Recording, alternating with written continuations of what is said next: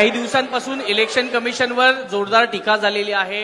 काही ठिकाणी पुराव्यांसहित प्रदर्शन झालेलं आहे. जसं की आदित्य ठाकरेंनी काही डिजिटलवर दाखवलं कशा प्रकारचे वोटिंग झालेले आहेत. राज ठाकरेंनी रद्दी दाखवली ज्याच्यामध्ये दुबार मतदानाचं होतं. ही नेमकी चूक कोणाची आहे? महाराष्ट्रामध्ये ज्या पद्धतीने मतदान झालेलं आहे, एका घरामध्ये 48 लोक आहेत, 72 लोक आहेत, तर ही नेमकी चूक कोणाची आहे? जर ही महाराष्ट्र निवडणूक आयोगाची नाहीये तर नेमकं ह्याला जबाबदार कोण आहे? नाही, आता ऍक्च्युली जी मतदार यादी आहे, मतदार ही भारत निवडणूक आयोगाकडून मतदार यादी आम्हाला मिळाली. म्हणजे ही चूक भारतीय निवडणूक आयोगाची आहे? आमचे जे पॉवर आहे ते दुबार मतदार आम्ही आयडेंटिफाय केलेले आहेत आणि याशिवाय ज्यांचे नाव त्याच्यामध्ये आलेले नाही ते सुद्धा आम्ही इन्क्लूड या मतदार यादीमध्ये केलेले आहेत आणि त्याप्रमाणे ही मतदार यादी फायनली आम्ही पब्लिश केलेली आहे. मग एका घरात 72 लोकांची जी यादी आहे त्याला जबाबदार कोण आहे? काय? एका घरात 72 लोकांची यादी आहे, सुलभ शौचालय असेल किंवा आयुक्तांच्या घरात जी यादी आहे त्याला जबाबदार नेमकं कोण आहे?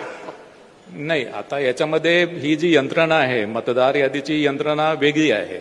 ही ऍक्च्युली याच्यावर तुमचा वचक नाहीये का या यंत्रणा? आम्ही फक्त ती यादी अडॉप्ट करतो. आम्ही फक्त ती जी यादी ती अडॉप्ट करतो. एक पर्टिक्युलर डेट ठरवतो आणि त्या डेटला ती यादी आम्ही अडॉप्ट करतो. त्याची शहानिशा कोण करतं?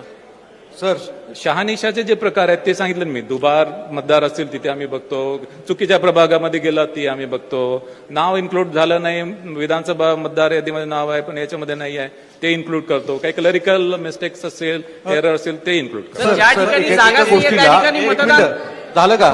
ज्या ठिकाणी ज्या ठिकाणी जागाच नाहीये, फक्त रिकामी आहे त्या ठिकाणी मतदार आहेत. मग हे याच्या संदर्भात काहीतरी असेल ना, काहीतरी जबाबदारी असेल साहेब.